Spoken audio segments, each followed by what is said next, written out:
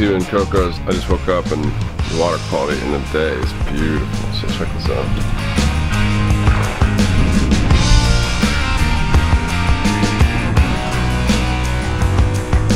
I'm gonna get the GoPro on and go for a little swim. We'll see how pretty the water is now.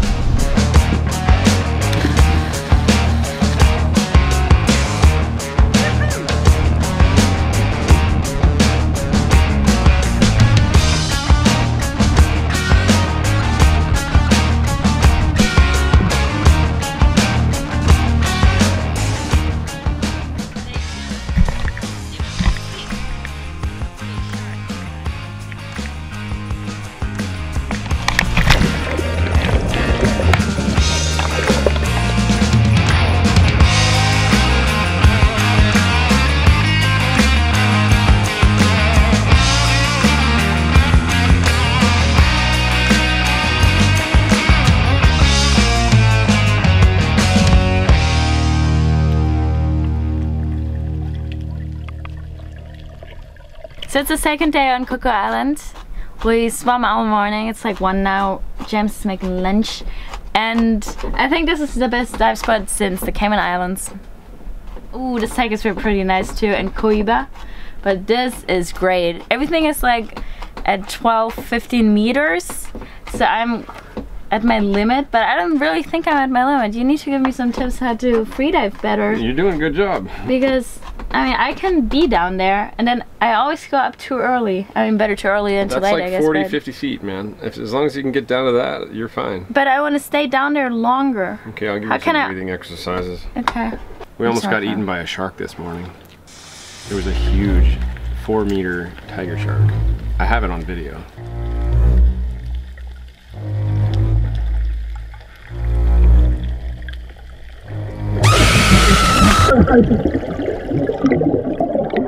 All kidding aside, we did have an encounter with the tiger shark.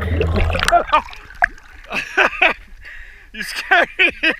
I thought you were a shark! You shit. We came to Isla Coco to dive with sharks. The reason we were worried about this particular encounter with a shark is that there is one tiger shark that has been attacking people in Isla Coco recently.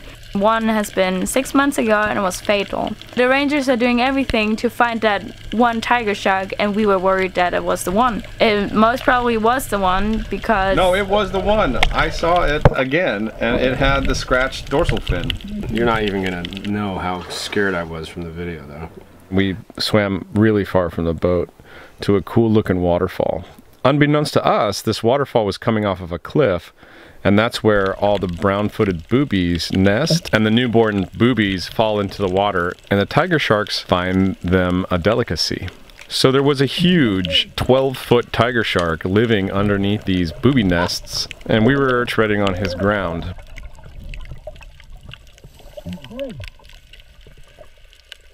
So luckily, one of the dive boats saw us and didn't want another incident, so they sent out one of their skiff boats to go get us. Just in the nick of time too. I mean, we saw the shark, it started circling us, and then the boat showed up. They told us that the reason that they're watching us so close is because the country is going to shut down the island for tourism if one more person dies from a tiger.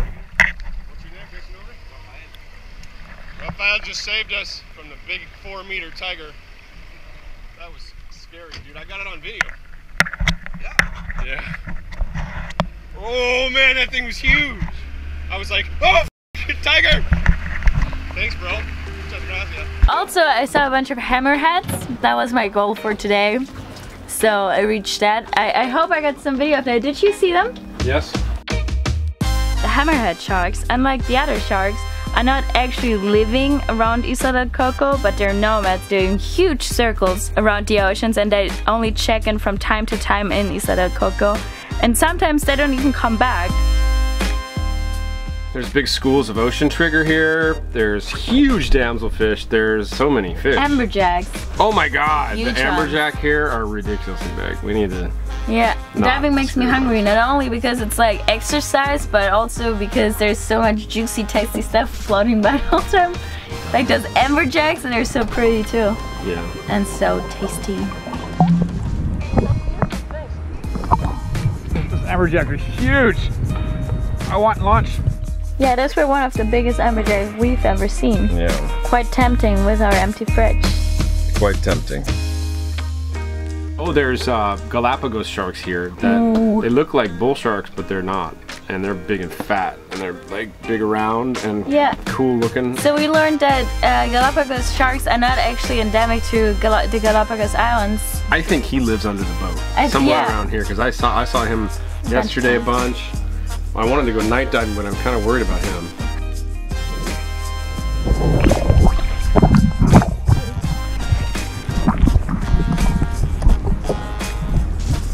Well, I figured out what it was.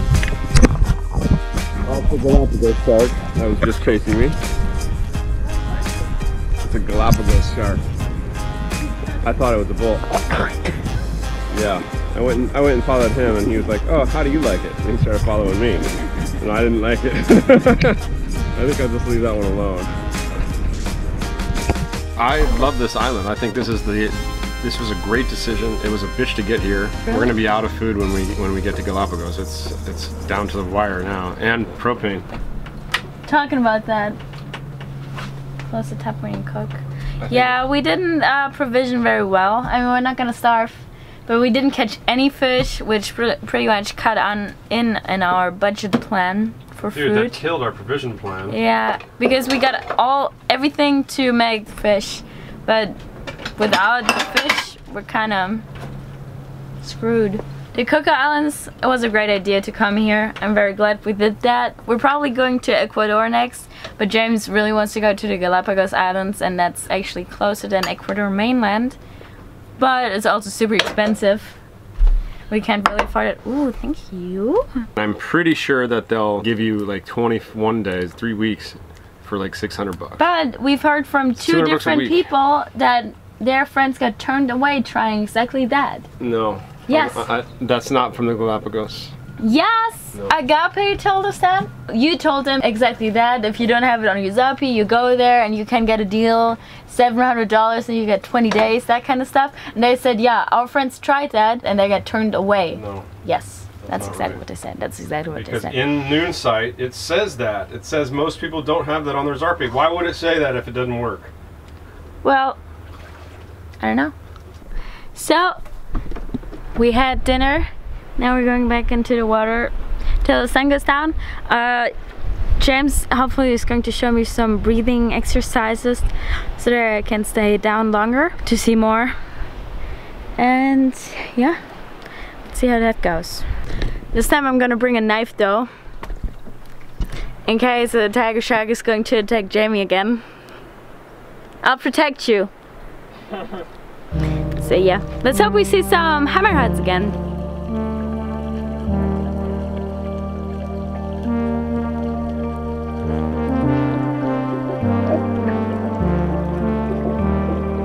Now, first of all, I am not the authority on freediving. I would suggest, if you're interested in it, that you take a professional course. I met a really cool freediving couple in Mexico that have a freediving school called Evolve Freediving. They would be happy to hear from you. But I do know that freediving is all about minimizing the energy usage. Now, if you'll notice, I'm kicking really, really slowly, and that's key to maximizing your bottom time. You want to use as little energy as possible getting down to the bottom, so you'll have the most energy left over for swimming around at the bottom and looking at fish and looking at sharks and getting eaten by a tiger shark. Yeah, that was the first thing you taught me. I thought the faster I go down there, the longer I have down there. That's a common fallacy, but it's actually the slower you go down there, the longer you'll have down there, because you're using less energy to get down. Even in the bending over from the top and getting under the water, that can use a lot of energy. What you want to do is just bend your body in half and then start to sink down, and then don't start kicking until your fins are actually underwater.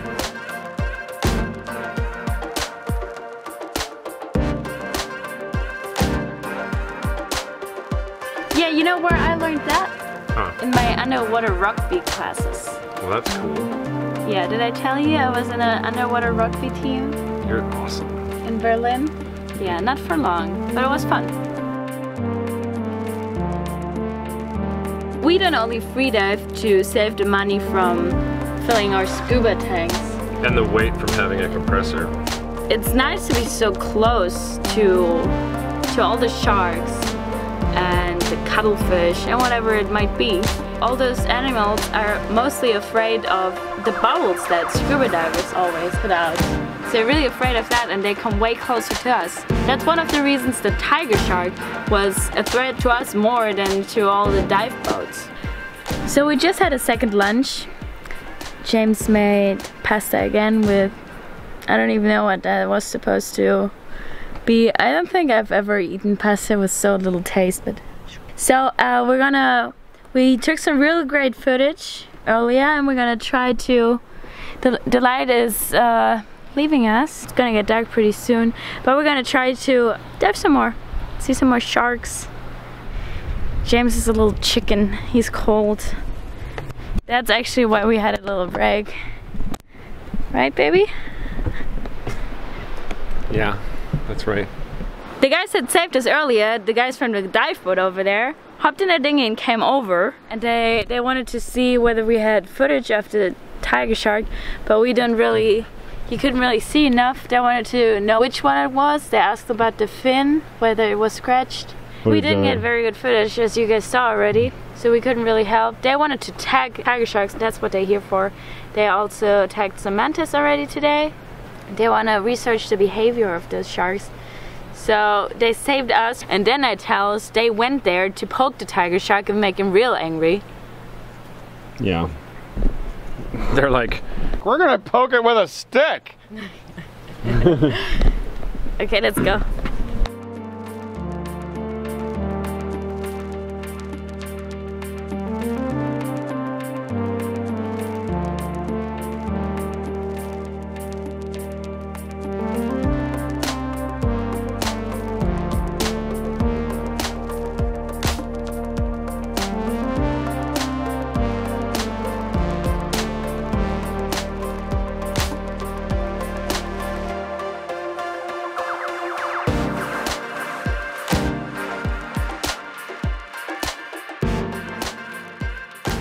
So as you can probably tell, we were very amazed by the Coco Islands. The diving there was insane, and we're not gonna tell you again how much coral there was, how good taken care the place was of by the rangers.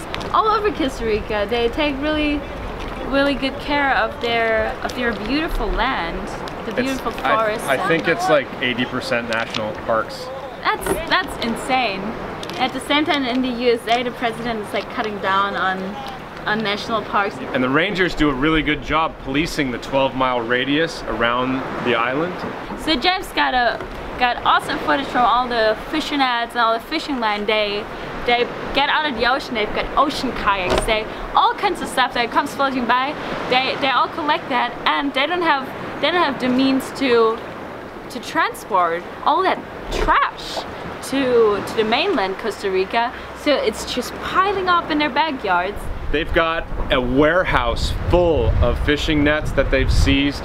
If they catch people fishing there, they'll seize their boats.